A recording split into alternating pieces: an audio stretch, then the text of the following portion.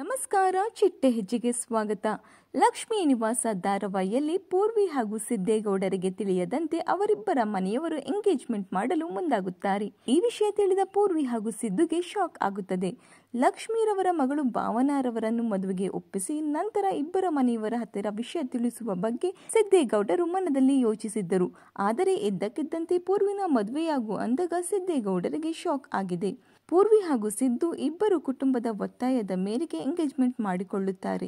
ಸ್ವಲ್ಪ ಸಮಯದ ನಂತರ ಇಬ್ಬರಿಗೂ ಈ ಮದುವೆ ಇಷ್ಟವಿಲ್ಲ ಅಂತ ಇಬ್ಬರು ಸೇರಿ ಈ ಮದುವೆಯನ್ನು ಹೇಗೆ ಕ್ಯಾನ್ಸಲ್ ಮಾಡೋದು ಅಂತ ಪ್ಲಾನ್ ಮಾಡುತ್ತಾರೆ.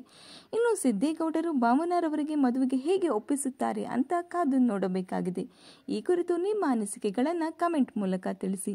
ಲಕ್ಷ್ಮೀ ನಿವಾಸ ನಿಮ್ಮ ನೆಚ್ಚಿನ ಧಾರಾವಾಹಿಯಾಗಿದ್ದರೆ ಈ ಒಂದು ವಿಡಿಯೋಗೆ ಲೈಕ್ ಮಾಡಿ, ಶೇರ್ ಮಾಡಿ, ನಮ್ಮ ಚಿಟ್ಟೆ ಹೆಜ್ಜೆ ಚಾನಲ್ನ ಸಬ್ಸ್ಕ್ರೈಬ್ ಮಾಡ್ಕೊಳ್ಳಿ. ಹಾಗೆ ಪಕ್ಕದಲ್ಲಿ ಕಾಣಿಸೋ ಬೆಲ್ ಐಕಾನ್ ಕೂಡ ಕ್ಲಿಕ್ ಮಾಡ್ಕೊಳ್ಳಿ. Thank you.